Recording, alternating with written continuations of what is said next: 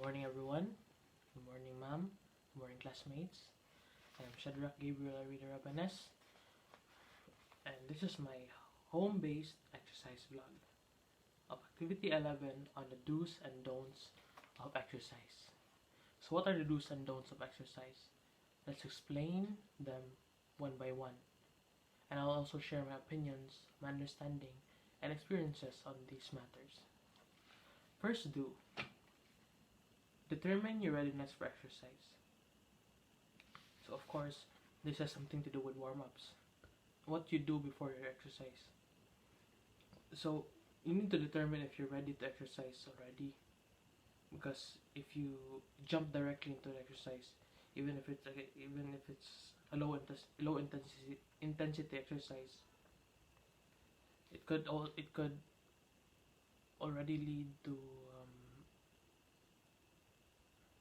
discomfort, or it could even lead to injury if you don't determine if you're really ready to exercise already, or if you don't even determine your understanding of your physical ability. So you need to determine your physical ability and if you're ready to exercise at that specific moment. What are your boundaries? What are your limitations? The limitations of your ability or your physical fitness, that is. Next is a don't. Don't set unrealistic expectations. So unrealistic expectation is something I can relate that to ego lifting. So if you lift heavier than what you're supposed to, sometimes it could lead to injuries, sometimes even the tearing of a muscle. So for example, I still can't curl this dumbbell yet. It's so heavy. If I try to force myself to curl it, if I forced myself to really curl that dumbbell, I could have curled it, but it would lead to a sprain, muscle tear, or it can even lead to me injuring my bicep in the process, and would not be a good thing. Of course, it would not be a good thing because it's an injury. Whereas if you set a realistic expectations, like this dumbbell, for example, I can actually curl this dumbbell. So this is the level where I'm at. So I can go for about 12 reps or repetitions, 3 sets, 12 repetitions. So that is a realistic expectation. So don't really compare yourself to others or how heavy they lift. But set realistic expectations of yourself because you know your physical ability, for you to avoid injury and to avoid unnecessary pain. Next, do exercise with friends. So this has something to do with motivation for training. Me specifically, I don't really. Of course, it's fun to exercise with friends, but actually, I started training by myself. So my motivation to train actually is has a personal or as a personal. I have a personal relationship with my reason to exercise. So the reason for me to exercise is actually personal and the purposeful action. So I don't really need to train with my friends to have motivation to exercise. Next don't try to lose weight quickly, but actually enjoy the process, enjoy the journey. So if your goal is to lose weight, don't actually go on crash diets, because eventually there will be a backlash on that, and then you'll eat many again, because you can't control your habits. You haven't changed your habits slowly.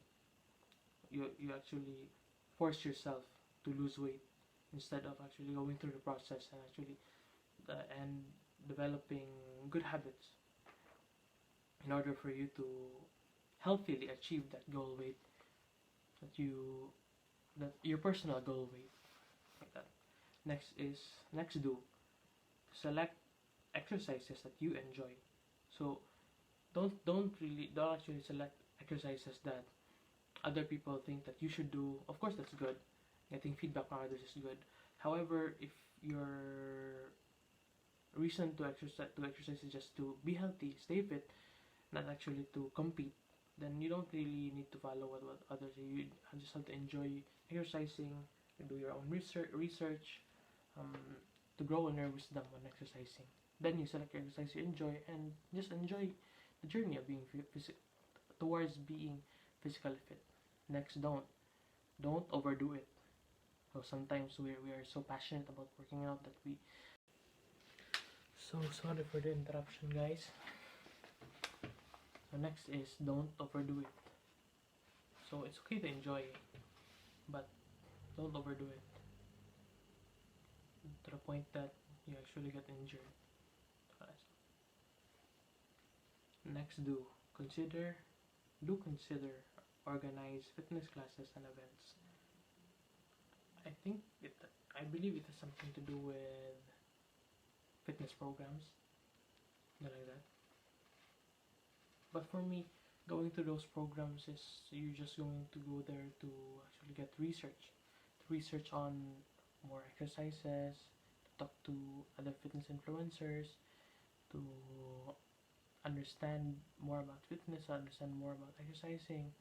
So for me, actually, I don't need to go to programs or some events, although those are very essential. Actually, those are very helpful for fitness enthusiasts. However, for me, as my goal is only to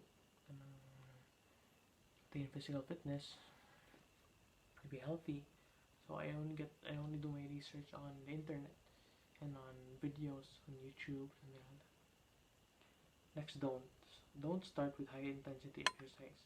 So of course you need to start with low intensity exercise for your body to adapt. Then as you go through the different exercises, you up the intensity, you increase the intensity as you go through the different exercises. Next is do rest. Of course, the three trinity of exercising, exercise, nutrition, and rest. So without rest, your muscles won't grow, you won't improve, and you won't actually recover properly, which is detrimental to if you have a goal in exercising and physical fitness. Next is don't ignore pain. So if there is pain, ask what could be the problem, what could be the cause of that pain. So don't just ignore it and actually train through the pain, because you'll actually end up forcing out. You're just putting salt on the wound, something like that.